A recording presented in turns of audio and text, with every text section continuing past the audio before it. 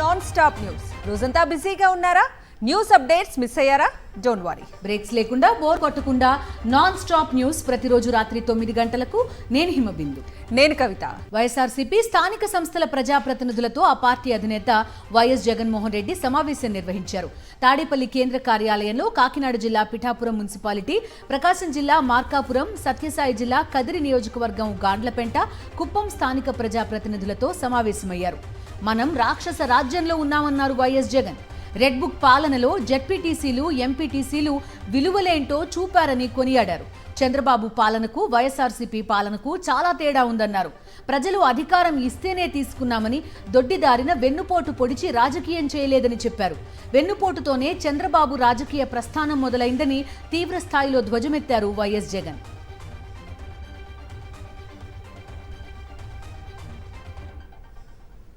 మన రాజకీయ జీవితం అంతా కూడా, మన ప్రస్థానం అంతా కూడా ఎప్పుడూ కూడా ప్రజలు మనకు అధికారం ఇస్తేనే మనం తీసుకున్నాం. దొడ్డిదారిన వెన్నుపోట్లతోనూ మోసాలు చేసి ఏ రోజు కూడా మనం రాజకీయాలు చేయలేదు. మరోవైపున చంద్రబాబు నాయుడు చూస్తే ఆయన ప్రస్థానం అంతా కూడా స్టార్టింగే వెన్నుపోట్లతోనే స్టార్టింగ్.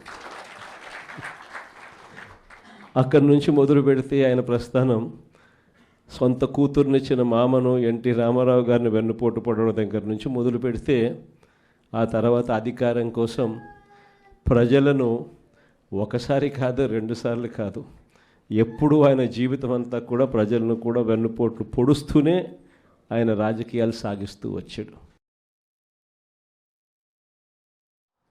విశాఖపట్నం లాంటి పెద్ద నగరాల్లో ఏం చేస్తూ ఉన్నారు? రూపాయికి ఇడ్లీ వస్తుందో లేదో నాకు తెలియదు, కానీ రూపాయికి చంద్రబాబు నాయుడు గారి హయాంలో తన బినామీలకు మాత్రం 3,000 కోట్ల రూపాయల భూములు మాత్రం ఇస్తారు. రూపాయి పెట్టుబడి పెడితే 3,000 కోట్ల భూములు. ఊరు పేరు లేని ఉర్సా అంట, ఇంకొక కంపెనీ లూలు అంట. లూలులు, లిల్లీలు, ఈ కంపెనీలకు మరో 1,500 నుంచి 2,000 కోట్లు విలువ చేసే భూమి విశాఖపట్నంలో వాళ్ళకు కూడా దారాదత్తం. ఈ మాదిరిగా ఇష్టానుసారంగా లంచాలు తీసుకోవడం, నాకింత నీకింత అని పంచుకునే కార్యక్రమం జరుగుతుంది. మనం జ్యుడిషియల్ ప్రివ్యూని మనం తీసుకొస్తే జ్యుడిషియల్ ప్రివ్యూని ఈయన క్యాన్సిల్ చేసినాడు. చేసి కాంట్రాక్టర్లు రింగ్ ఫామ్ అవుతున్నారు, ఇష్టం వచ్చిన రేట్లను పెంచేస్తున్నారు, పెంచిన రేట్లకు వేస్తున్నారు. వేస్తానే ఈయన మొబిలైజేషన్ అడ్వాన్స్ 10% ఇస్తాడు, 8% వాళ్ళు చంద్రబాబు నాయుడుకి ఎన్నికిస్తున్నారు. రెడ్ బుక్ రాజ్యాంగం గురించి నాకన్నా మీకే బాగా తెలుసు.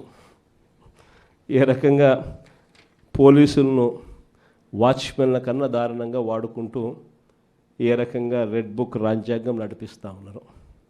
ఇంతటి దారుణమైన పాలన సాగిస్తూ ఉన్నప్పుడు ఇలాంటి దుర్మార్గం ఎక్కువ రోజు నిలబడదు. ఈరోజు ఒకటే మీ అందరికీ కూడా చెప్తా ఉన్నా, ఇంతకుముందు హయాంలో, మన హయాంలో బహుశా కార్యకర్తలకు నేను అనుకున్న మేరకు నేను చేయలేకపోయి ఉండొచ్చు. ఎందుకంటే నేను వస్తూనే కోవిడ్ వచ్చింది. జూన్లో ప్రమాణ స్వీకారం మనం చేసాం. మార్చి కల్లా కోవిడ్ లాంటి మహమ్మారిని ఎదుర్కోవాల్సి వచ్చింది. ఇంతకుముందు ఎప్పుడూ కూడా ఊహించలేదు, ఇంతకుముందు ఎప్పుడూ కూడా చూడలేదు. రాష్ట్రంలో అయితే నాకు ఊహ తెలిసినంత వరకు నా వయసులో ఇలాంటి పరిస్థితులు కూడా ఉంటాయి, ఇలాంటి సమస్యలు కూడా రాగలుగుతాయని కూడా బహుశా ఎవరికి కూడా తట్టిండదు. కానీ ఈసారి మాత్రం మీ అందరికీ చెప్తా ఉన్నా, ఈసారి మీ జగన్, మీ బిడ్డ మీరు పడతా ఉన్న కష్టాలను చూశాడు, మీరు చూపిస్తూ ఉన్న తెగువను కూడా మీ బిడ్డ జగన్ చూశాడు. మీ అందరికీ మాట చెప్తా ఉన్నా, నెక్స్ట్ జగన్ 2లో మాత్రం కార్యకర్తలకు పెద్దపీట వేస్తాను అని మాత్రం ఖచ్చితంగా చెప్తాను. సింహాచలం పుణ్యక్షేత్రంలో గోడ కూలిన ఘటనలో కాంట్రాక్టర్ లక్ష్మణ్ రావు సంచలన విషయాలు బయటపెట్టారు. 6 రోజుల వ్యవధిలో గోడ కట్టడం కారణంగానే ఈ దారుణం జరిగింది. చందనోత్సవానికి సమయం చాలా తక్కువ సమయం ఉందని, తాను గోడ కట్టనని చెబితే బలవంతంగా ఆ గోడను కట్టించారన్నారు. దేవస్థానం, టూరిజం అధికారులు బలవంతంగా తన చేత గోడ కట్టించారని విచారణ కమిటీకి కాంట్రాక్టర్ లక్ష్మణ్ రావు వెల్లడించారు. 6 రోజుల వ్యవధిలో ఒక గోడ కట్టడం సాధ్యం కాదని ముందే చెప్పానని, కేవలం 4 రోజుల ముందే గోడ పనులు మొదలు పెట్టానన్నారు. టెంపరరీ గోడ అని చెప్పడంతోనే గోడ కట్టానన్నారు లక్ష్మణ్ రావు. చేసేటప్పుడు ఏ ఇంజనీర్ వచ్చి చూసారు? అంటే స్టార్టింగ్ రోజు ఏం లేరు కానీ సార్, మిగతా రెగ్యులర్గా ఉంటారు సార్. 5-6 రోజులు చేశారంటున్నారు కదా అవును సార్. మొత్తం ఎన్ని రోజులు చేశారు? మిగతా ఒక 4 డేస్లో చేశారు. 4 డేస్లో ఏ ఇంజనీర్ ఉన్నారు ఇక్కడ సైట్లో? స్టార్టింగ్ రోజు ఏం లేరు సార్, నెక్స్ట్ ఏం ఉన్నారు 4 డేస్. అంటే అప్పుడు స్టార్ట్ అవ్వలేదు 4 డేస్లో. పని జరిగేటప్పుడు నువ్వు లేరు అంటే విజయవాడ క్యాంప్ ఎవరున్నారు? ఏ ఇంజనీర్ ఉన్నారు? ఈ సార్ ఉన్నారు సార్. స్టార్టింగ్ చేసిన ఆయన లేడని ఆయన లేరు సార్, ఇంటి మనం చెప్పలేం కానీ స్టార్టింగ్ రోజు లేరు సార్. వర్క్ జరుగుతున్నప్పుడు ఈయన వచ్చారు. డిఈ గారు కూడా రెగ్యులర్గా వచ్చి వస్తున్నాను సార్. దాని టైంలో మధ్యలో ఎప్పుడు ఈ గారు వచ్చి చూసుకుంటూ వెళ్ళారు సార్. అంటే స్టార్టింగ్ రోజు అయితే మటుకు వీళ్ళిద్దరు లేరు సార్. ఆ వాళ్ళకి ఎడుతుడు ఉన్నారు, నీ వాళ్ళకి ఎడుతుడు. స్టార్టింగ్ రోజు ఇద్దరు లేరు సార్. నెక్స్ట్ రోజుకి వచ్చారు సార్. పర్యవేక్షణ జరిగింది మామూలుగా రెగ్యులర్గా ఎలాగా జరిగింది అది జరిగింది. ఈ ఒక రోజు చేయండి అని అందరూ కూడా చెప్తే నేను చేయను సార్, ఆర్టీసీ రిటర్న్ వాళ్ళు వస్తుంది కదా అప్పుడే చేద్దాం, వేస్ట్ కదా అంటే లేదు టెంపరీ కదా చేయండి. సింహాచలం ఘటనలో విచారణ కొనసాగుతోందని త్రీమన్ కమిటీ చైర్మన్ సురేష్ కుమార్ వెల్లడించారు. 3 రోజుల్లో ప్రాథమిక రిపోర్ట్, నెల రోజుల్లో పూర్తి నివేదిక ఇస్తామన్నారు. గోడ ఎందుకు కూలిందనే దానిపై వివరాలు సేకరిస్తున్నామని చెప్పారు. నాసిరకంగా కట్టడం వల్ల గోడ కూలిందా, ప్రణాళిక లేకపోవడంతో ప్రమాదం జరిగిందా అనే కోణంలో విచారణ జరుపుతున్నామని తెలిపారు. మేము ఈరోజు ఇక్కడ సంఘటనా స్థలం అన్ని పరిశీలించడం జరిగింది. సంబంధిత అధికారులతో మాట్లాడాము. వాళ్ళందరి దగ్గర నుంచి ఫీడ్బ్యాక్ తీసుకుంటున్నాము, వాళ్ళ స్టేట్మెంట్లు తీసుకుంటున్నాము. ఇంకా కొన్ని అంశాల మీద మనకు రిపోర్ట్లు రావాల్సి ఉన్నాయి. అన్నీ పరిశీలించి తర్వాతనే దీని మీద నివేదిక ఇవ్వడం జరుగుతుంది. అంటే దీనికి ప్రిలిమినరీ రిపోర్టు 72 hours అంటే 3 రోజుల్లో ప్రిలిమినరీ రిపోర్ట్ ఇవ్వాల్సి ఉంటుంది. అది మేము ఇవ్వడం జరుగుతుంది. తర్వాత డీటెయిల్డ్ రిపోర్ట్ 1 నెల టైంలో ఇవ్వడం జరుగుతుంది. ప్రభుత్వ నిర్లక్ష్యం వల్లే సింహాచలంలో ప్రమాదం జరిగిందన్నారు మండల విపక్ష నేత బొత్స సత్యనారాయణ. ఇది ముమ్మాటికి ప్రభుత్వ హత్యలేనని తెలిపారు. సింహాచలంలో గోడ కూలిన ప్రాంతాన్ని వైఎస్ఆర్సీపీ నేతలు పరిశీలించారు. ప్రభుత్వ ప్రచార పిచ్చి వల్ల 7 ప్రాణాలు కోల్పోయారని విమర్శించారు. వీఐపీలకు దర్శనం కల్పించడంపై ఉన్న శ్రద్ధ భక్తులకు సౌకర్యాలు కల్పించడంపై లేదని మండిపడ్డారు. నిన్న జరిగిన సంఘటనలో చనిపోయిన 7 దుర్మరణానికి కారణం పూర్తిగా ప్రభుత్వ తాలూకా వైఫల్యం, ప్రభుత్వం తాలూకా నిర్లక్ష్య వైఖరి, ప్రభుత్వంలో ఉన్న పెద్దల తాలూకా ప్రచార ఆర్భాటం, వాళ్ళ బాధ్యతలు పక్కన పెట్టి ప్రచారం కోసం నిర్లక్ష్యంగా ఎంతసేపు కూడా ఆ విఐపి దర్శనాలు, విఐపి పాసులు.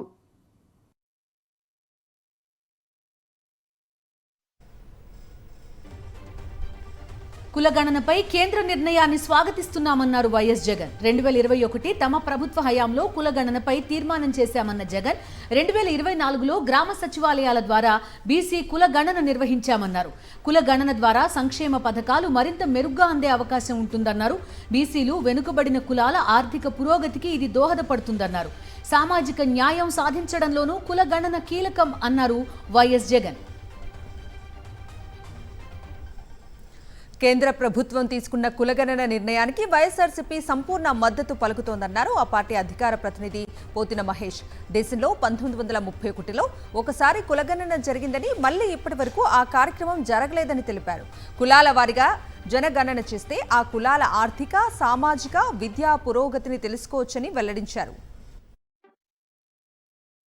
కులాల వారీగా జనగణన చేయడం వలన ఆ కులాల ఆర్థిక, సామాజిక, విద్యా పురోగతిని తెలుసుకోవడానికి చాలా దోహదపడుతూ ఉంది. అదేవిధంగా ఆ కులాల్లోని వెనుకబడ్డ వారికి చేయూతనివ్వడానికి, ఆయా వర్గాలకి ప్రభుత్వ పథకాలు అందజేసి వారిని సంక్షేమంలో, అభివృద్ధిలో భాగస్వామ్యం చేయడానికి సరైనటువంటి వేదిక ఏర్పడుతుంది. కాబట్టే ఈ రోజున జనాభా గణనని కులాల వారీగా చేపట్టడాన్ని వైఎస్ఆర్ కాంగ్రెస్ పార్టీ సంపూర్ణంగా స్వాగతిస్తూ ఉంది. తెలంగాణలో కులగణన దేశానికే రోల్ మోడల్గా నిలిచిందన్నారు సీఎం రేవంత్ రెడ్డి. కులగణనపై కేంద్ర నిర్ణయం రాహుల్ విజయమన్నారు. కేంద్ర నిర్ణయాన్ని స్వాగతిస్తున్నామన్న సీఎం కులగణన కోసం కమిటీ వేయాలని సూచించారు. అంతేకాదు తెలంగాణ మోడల్ను దేశవ్యాప్తంగా అమలు చేయాలన్నారు సీఎం. కేంద్ర ప్రభుత్వం నరేంద్ర మోడీ గారు నిన్న జనగణనలో కులగణనను చేర్చుతామని నిర్ణయించారు. ఈ నిర్ణయాన్ని స్వాగతిస్తున్నాము. ఇక్కడ రాజకీయాలకు తావు లేకుండా కేంద్ర ప్రభుత్వాన్ని అభినందిస్తున్నాము. అయితే ఇది అమలు చేసే క్రమంలో తీసుకోవాల్సిన జాగ్రత్తలు, నిర్ణయించాల్సిన సమయం అనేది అత్యంత కీలకము.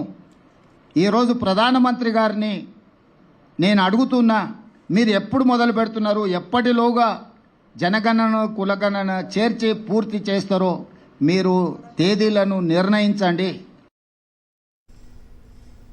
దేశంలో కులగణన చేపట్టాలని కేంద్ర ప్రభుత్వం నిర్ణయించిన నేపథ్యంలో ప్రధాని మోదీకి హృదయపూర్వక ధన్యవాదాలు తెలియజేశారు కేంద్ర మంత్రి కిషన్ రెడ్డి. కేంద్ర ప్రభుత్వం చేపట్టనున్న కులగణన చరిత్ర పుటల్లో నిలిచిపోనుందని తెలిపారు.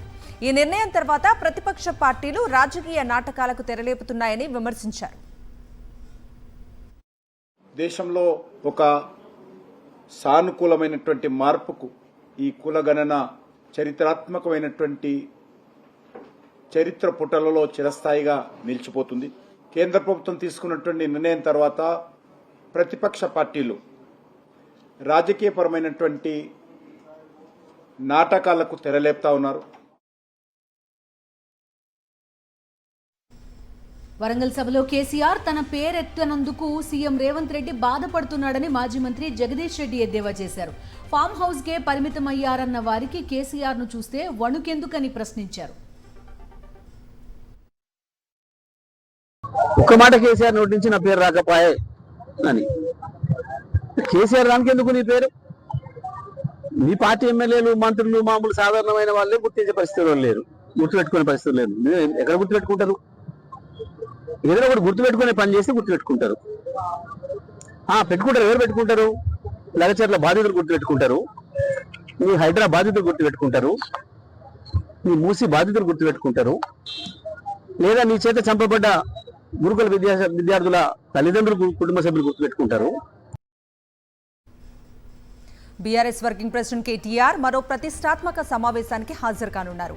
2025 జూన్ 20-21 తేదీలో ఇంగ్లాండ్లో జరిగే ఆక్స్ఫర్డ్ ఇండియా ఫోరం సదస్సుకు ముఖ్య వక్తిగా పిలుస్తూ ఆ సంస్థ ప్రత్యేకంగా కేటీఆర్ను ఆహ్వానించింది. భారత అభివృద్ధికి అత్యాధునిక సాంకేతికలు అనే థీమ్తో ఈ సంవత్సరం ఈ సదస్సును నిర్వహిస్తున్నట్లు ఆక్స్ఫర్డ్ ఇండియా ఫోరం వ్యవస్థాపకులు సిద్ధార్థ్ సేఠి తెలిపారు. కేటీఆర్ తన అనుభవాలను, ఆలోచనలను అంతర్జాతీయ విద్యార్థులు, వివిధ దేశాల నిపుణులతో పంచుకుంటే చర్చలు మరింత ఆసక్తికరంగా ఉంటుండటంతో పాటు భారతదేశ అభివృద్ధి ప్రస్థానంలో భాగం అవ్వటానికి వారందరికీ స్ఫూర్తిగా ఉంటుందని సిద్ధార్థ్ సేఠి ప్రత్యేకంగా ప్రస్తావించారు.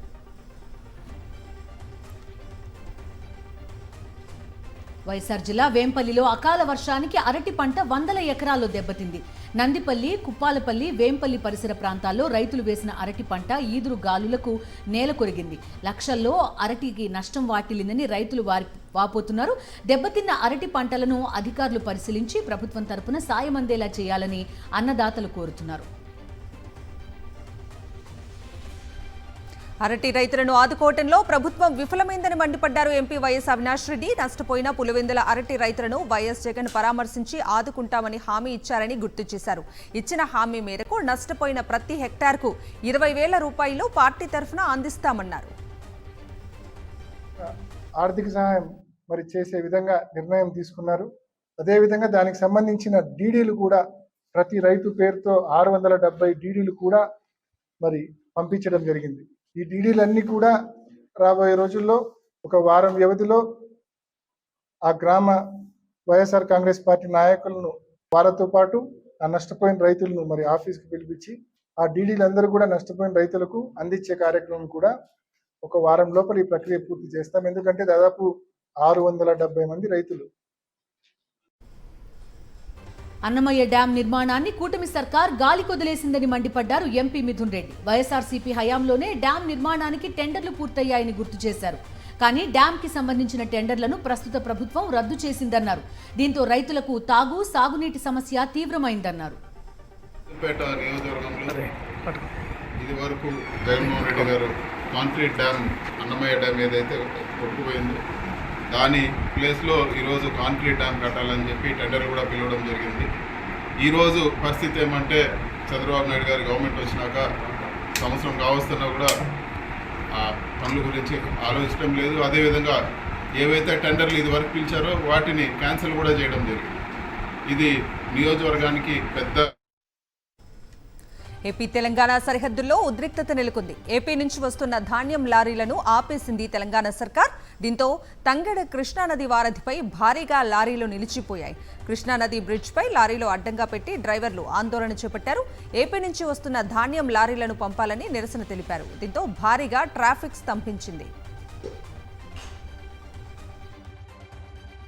జాతీయ వార్తలు చూద్దాం. భారత్ను గ్లోబల్ ఎంటర్టైన్మెంట్ హబ్గా మార్చాలనే లక్ష్యంతో ఏర్పాటైన వేవ్స్ తొలి సదస్సు ముంబైలో ప్రారంభమైంది. 4 రోజుల పాటు జరగనున్న ఈ సమ్మిట్కి ప్రధాని మోదీ ముఖ్య అతిథిగా హాజరై భారతీయ చలనచిత్ర పరిశ్రమను ఉద్దేశించి ప్రసంగించారు. వేవ్స్ అనేది కేవలం కొన్ని అక్షరాల సమూహం కాదని, సంస్కృతి, సృజనాత్మకత, సార్వత్రిక అనుసంధానమని పేర్కొన్నారు. త్వరలోనే వేవ్స్ అవార్డులు ప్రవేశపెట్టనున్నట్టుగా వెల్లడించారు. వేవ్స్తో దేశంలో ఆరెంజ్ ఎకానమీకి నాంది పడిందన్నారు ప్రధాని మోదీ. यही समय है, सही समय है. ये create in India, create for the world का सही समय है. आज जब दुनिया स्टोरी टेलिंग के लिए नए तरीके ढूंढ रही है, तब भारत के पास हजारों वर्ष की अपनी कहानियों का खजाना है. కేంద్ర ఎన్నికల సంఘం కీలక నిర్ణయం తీసుకుంది. జనన మరణ రికార్డులతో ఓటర్ల జాబితాను అనుసంధానం చేయనున్నట్లు తెలిపింది. ఇందుకోసం రిజిస్ట్రార్ జనరల్ ఆఫ్ ఇండియా నుంచి మరణాల సమాచారాన్ని ఎలక్ట్రానిక్ రూపంలో ఎప్పటికప్పుడు తీసుకుంటామని వెల్లడించింది. తద్వారా ఓటరు జాబితాను నవీకరించే వీలుంటుందని తెలిపింది. చనిపోయిన వారి కుటుంబీకుల నుంచి విజ్ఞప్తి వచ్చేంత వరకు వేచి చూడకుండా ఆర్జీఐ నుంచి సమాచారం వచ్చిన వెంటనే బీఎల్ఓలు క్షేత్రస్థాయికి వెళ్లి సమాచారాన్ని ధృవీకరించుకుంటున్నాయని ఎన్నికల సంఘం వివరించింది. కేంద్ర రక్షణ మంత్రి రాజ్నాథ్ సింగ్ కి అమెరికా రక్షణ శాఖ కార్యదర్శి ఫోన్ చేశారు. ఉగ్రవాదానికి వ్యతిరేకంగా భారత్ తీసుకునే చర్యలకు తాము మద్దతిస్తామని స్పష్టం చేశారు. అమెరికా భారత్కి అండగా నిలబడుతుందని, దేశ రక్షణకు ఏ చర్యలైనా తీసుకునే హక్కు భారత్కు ఉందని అన్నారు. అయితే ఉగ్రవాదంపై ప్రపంచం గుడ్డిగా వ్యవహరించొద్దని రాజ్నాథ్ సింగ్ హెచ్చరించారు. పాకిస్తాన్కు ఉగ్రవాదానికి అండగా నిలిచిన చరిత్ర ఉందని వెల్లడించారు. పెహల్గాం ఉగ్రదాడి కేసులో ఎన్ఐఏ దర్యాప్తు వేగవంతం చేసింది. విచారణలో సంచలన విషయాలు వెలుగులోకి వస్తున్నాయి. ఉగ్రదాడి కోసం జమ్మూ కాశ్మీర్లోని 3 పర్యాటక ప్రాంతాలను ఉగ్రవాదులు రెక్కీ చేసినట్లు దర్యాప్తులో వెల్లడైంది. ఇందులో ఆరో valley, amusement park, Betaab valley ఉన్నాయి. ఏప్రిల్ 15న అమ్యూజ్మెంట్ పార్క్ వద్ద ఉగ్రవాదులు రెక్కీ చేసినట్లు సమాచారం. అయితే భద్రత అధికంగా ఉండటంతో ఉగ్రవాదులు బైసరన్ వ్యాలీకి మారారు. పర్యాటకుల తాకిడి ఎక్కువగా ఉండటం, తప్పించుకోవడానికి అనువైన పరిస్థితులు ఉండటంతో దాడి చేసేందుకు బైసరన్ వ్యాలీని ఎంచుకున్నట్లు సమాచారం.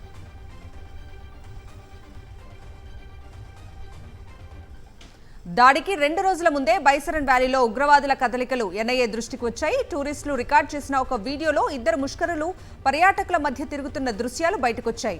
ఉగ్రవాదులు అత్యాధునిక కమ్యూనికేషన్ సాధనాలు ఉపయోగించినట్లు ఎన్ఐఏ దర్యాప్తులో వెల్లడైంది. చైనాలో తయారైన శాటిలైట్ ఫోన్స్ ను ఉపయోగించినట్టు తేల్చింది. 2 శాటిలైట్ ఫోన్ సిగ్నల్స్ ను ఎన్ఐఏ అధికారులు ట్రేస్ చేసినట్లు సమాచారం. పహల్గాం ఉగ్రదాడిపై తొలిసారి స్పందించారు కేంద్ర మంత్రి అమిత్ షా. పహల్గాం ఉగ్రదాడికి ప్రతీకారం తీర్చుకుంటామని స్పష్టం చేశారు. ఏ ఒక్క ఉగ్రవాదిని వదిలే ప్రసక్తే లేదన్నారు. ఉగ్రవాదులు ఎక్కడ దాక్కున్నా పట్టుకుని శిక్షిస్తామన్నారు అమిత్ షా.